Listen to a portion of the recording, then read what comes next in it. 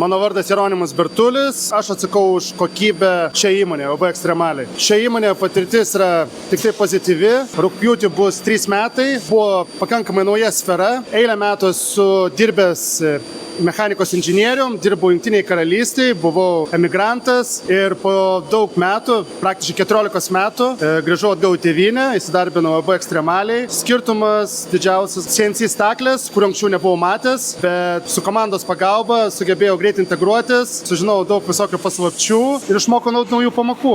Asmeninės savybės turbūt užsispyrimas, tikslo siekimas nuolatos, dėmesys detalėms ir noras nuolatiniam tobulėjimui. Rinka keičiasi, visi tobulėja, visi eina į priekį, tai reikia nevėluoti. Kolektyvas yra įvairus, labai daug yra jaunų žmonių, gal ir dauguma, visi yra pozityvūs, gerai nusiteikę, gal palyginčiau, esam didelė šeima, priklausomai nuo skirtingų įgūdžių, dirbam kaip komanda, turim bendrą tikslą, padaryti kuo daugiau gerų detalių ir bandome pateisinti savo lūkesčius. Pabaigai, sėdi žmogus, ieško darbo, mato ekstremalią skelbimą.